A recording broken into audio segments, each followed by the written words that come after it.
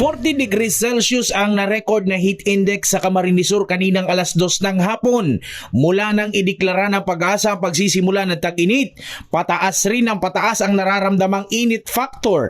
Kaya naman, babad kung nakabukas ang mga electric fan at aircon, pamawi sa maalinsangang panahon. Ang naturang mga appliances, prone o manong masira lalo na kung babad ang paggamit, kaya inaasahan na ng ilang repair shop sa Camarines Sur ang pagdami ng mga magpapaayos ng kanilang mga appliances. Ngayon, after Holy Week, medyo mahina pa. But then, siguro after ng Holy Week kasi medyo busy na ang tao, saka mainit na masyado, magaano na siya, madubog siya. But then, yun lang sa medyo, tayo may economic economic problem, right? Pag public standard kasi, gagana yan, may duration. Kung halimbawa, kaya pag isang unit gagawin ko electric fan, it takes mga 1 year na yan, mag-shut down na yan. Kasi yung mga materials niya, kapag nalidan mo siya ng kuryente, plus yung kanyang torque niya, kung paano siya gumana, pag nabot niya yung heating niya, capacity, mag-melt down na. Dito lang doon, quality. Ngayon, quantity na. Kaugnay nito, patuloy ang inspeksyon na ginagawa ng kawani ng DTI sa probinsya. Kabilang na ang enforcement at monitoring kaugnay sa Fair Trade Law o FTL. Kabilang na rin ang monitoring sa substandard appliances. Pangunahing tinitingnan ng ahensya sa mga appliances ang PS at ICC marking na patunay na dumaan sa quality monitoring at pasado sa standards ng ahensya. Pag-abot sa product standard, saro yan sa mga regularly tigmo-monitor kan DTI. May enforcement team kami from provincial, regional, and national levels ang nag-check, nag-i-enforce to make sure na talagang itong mga substandard makadarako.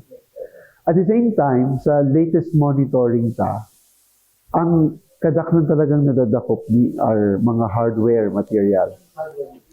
Particular ining tie wire, yung mga alambre, yan ang talagang repair ng igwa.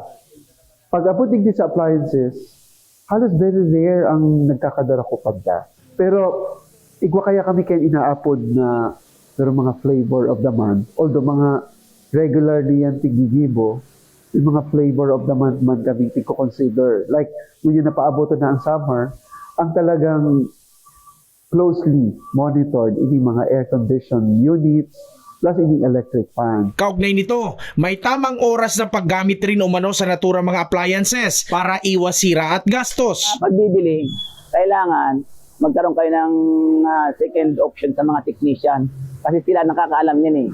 Lahat ng sekreto ng company, production company, nalalaman ng technician, parang doktor din yan. Alam nila ang sekreto. Kaya magkuha kayo ng option kung magtitingin kayo, advice. Hindi naman palibasa mamahalin, magandang quality. May mura din naman na magandang quality. Ang advice me is, dapat hilingon nila itong mga quality markings.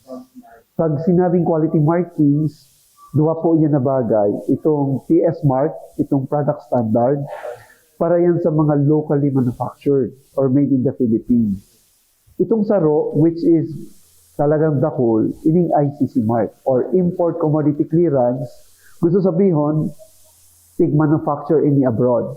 Pero even pig-manufacture abroad, bago yan ipabakal sa merkado, dapat magpasa muna yan sa testing, nagigibuhon kang Bureau of Product Standards, and then pag nakapasa, a-awardan siya katong ICC mark na sticker. So, pag igwa siya kato, gusto sabihin, di kalidad ang produkto.